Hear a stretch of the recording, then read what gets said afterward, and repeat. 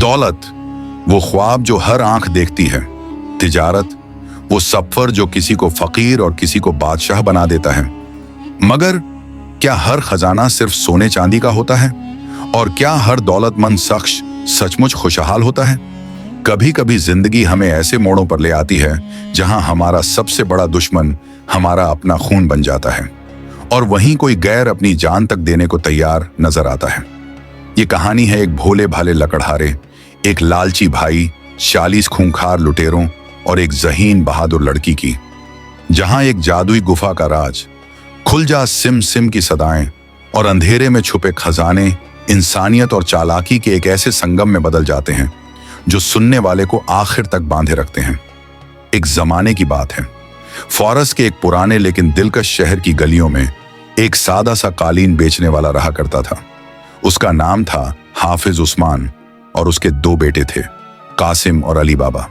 हाफिज उस्मान ने अपने सीने में नरमी, ईमानदारी और मेहनत की दौलत समेट रखी थी, मगर तकदीर को शायद कुछ और मंजूर था।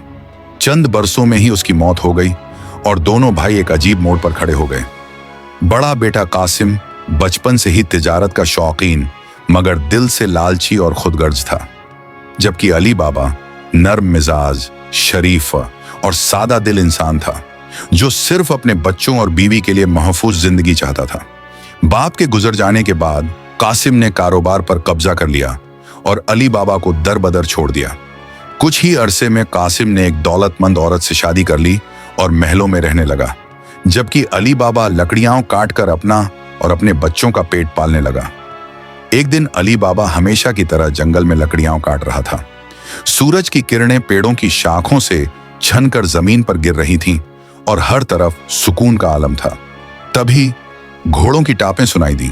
वो डर गया और एक दरख्त के पीछे छुप गया और फिर सामने आया एक हैरत अंगेज मंजर। 40 तगड़े आदमी घोड़ों पर सवार थे। उनकी कमर पर खंजरें, तलवारें, आंखों में दरिंदगी। ये कोई मामूली लोग नहीं थे, ये थे 40 खूंखार लुटेरे। वो एक पहाड़ के सामने आकर रुके। उनका सरदार एक बड़ी सी चट्टान के सामने खड़ा हुआ और गरजती आवाज में बोला, खुल जा सिमसिम। अली बाबा की आंखें हैरत से फटी की फटी रह गईं। वो भारी पत्थर सरक गया और उसके पीछे खुली एक जादुई गुफा। लुटेरे उसमें दाखिल हुए और दरवाजा फिर बंद हो गया। अली बाबा उस दरख्त के पीछे दम साधे खड़ा था। जब सारे 40 लुटेरे गुफा में दाखिल हो चुके, दरवाजा फिर से बंद हो गया और खामोशी छा गई, तो अली बाबा ने कदम धीरे धीरे आगे बढ़ाए। वो बहुत एहतियात से उस चट्टान के पास पहुंचा। वहीं खड़ा होकर उसने उसी लफ्ज को दोहराया, खुल जा सिमसिम, और फिर पत्थर सरक गया। उसके सामने फैली थी एक अंधेरे से भरी मगर जादुई चमक से रोशन गुफा, जहां सोने चांदी के ढेर, हीरे मोती की थैलियां और सुनहरी तलवारें एक समुंदर की तरह चमक रही थीं। अली बाबा पहले तो हैरान हुआ, फिर वो कुछ थैलियां भरकर वापस बाहर आया। बंद हो जा सिमसिम कहने के साथ ही दरवाजा फिर बंद हो गया। वो घोड़े पर सवार हुआ और अपने घर वापस पहुंचा। रास्ते भर उसके दिल में डर भी था और ताज्जुब भी। उसने किसी को कुछ नहीं बताया, सिर्फ अपनी बीवी को। बीवी ने फौरन वो थैलियां देखी और शुमार करने के लिए एक तराजू बांट उधार लेने गई। किससे? कासिम की बीवी से। लालची भाभी ने तराजू के नीचे थोड़ा सा तेल लगा दिया, ये देखने के लिए कि आखिर इसकी मिजाज परस्त बीवी किस चीज का वजन नाप रही है। जब तराजू वापस आया तो उसमें एक सिक्का चिपका हुआ था। कासिम ने देख लिया और उसी वक्त जल भुन गया। कासिम अगले ही दिन अली बाबा के घर जा पहुंचा। पहले तो प्यार से, फिर धमकी से सारा राज उगलवा लिया। मुझे उस गुफा का रास्ता बताओ, उसने कहा। अली बाबा ने साफ मना कर दिया, मगर बीवी के जोर देने पर नरमी से उसे रास्ता बता दिया। साथ ही खुल जा सिमसिम और बंद हो जा सिमसिम जैसे लफ्ज भी याद दिला दिए। कासिम एक सुबह तड़के उठा, घोड़े पर सवार होकर उसी गुफा तक पहुंचा। खुल जा सिमसिम, दरवाजा खुला। वो अंदर दाखिल हुआ और जैसे उसकी आंखों को यकीन ही नहीं आया, चारों तरफ खजाने की बहार थी। वो लालच में अंधा होकर थैलियां भरने लगा, जेवर समेटने लगा, मगर जब बाहर निकलने का वक्त आया तो लफ्ज भूल गया। खुल जा जौहरी, खुल जा मोती, खुल जा अली।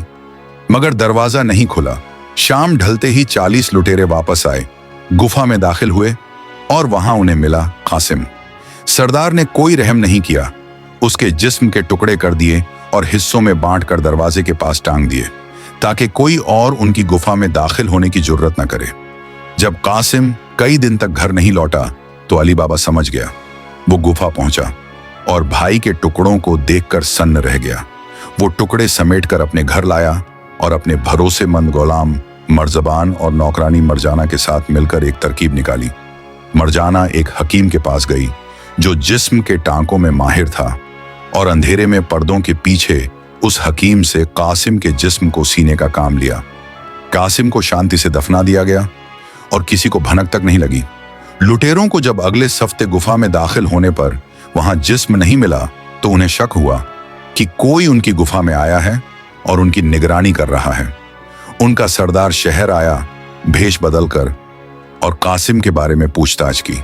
जल्द ही पता चल गया कि कासिम मरा है, मगर अली बाबा अब अमीर हो चुका है। उन्हें यकीन हो गया यही आदमी है। सरदार ने तरकीब लगाई, एक तेल बेचने वाले का भेष बनाया और 40 बड़े मटकों में अपने लुटेरों को छुपा दिया। एक मटके में असल में तेल था, बाकी सब में लुटेरे। वो सीधे अली बाबा के घर पहुंचा और बोला, मेरे पास ठहरने की जगह नहीं, क्या एक रात मुझे पनाह दोगे? अली बाबा नादान और मेहरबान मान गया।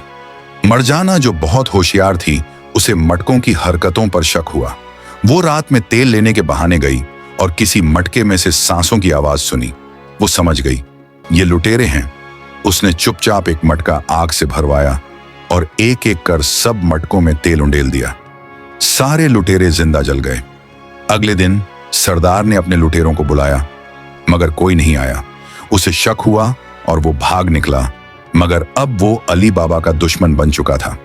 कई हफ्तों बाद वो कासिम की बीवी से शादी करके अली बाबा के घर तक पहुंचने की कोशिश में था, मगर फिर मरजाना ने उसे भी पहचान लिया और एक नाच के बहाने खंजर छुपाकर उसके सीने में घोंप दिया। सरदार भी मारा गया। अब लुटेरे खत्म हो चुके थे। गुफा महफूज थी। अली बाबा ने मरजाना को अपनी बहू बनाया, अपने बेटे से शादी करवाई और गुफे का राज सिर्फ अपने वारिसों तक महदूद रखा। वो दौलतमंद जरूर बना, मगर हमेशा ईमानदारी और इंसानियत को तरजीह देता रहा। अगर आपको ये कहानी पसंद आई हो तो हमारे चैनल उर्दू स्टोरी कार्टून 2 को जरूर सब्सक्राइब कीजिए, लाइक करें और शेयर करें।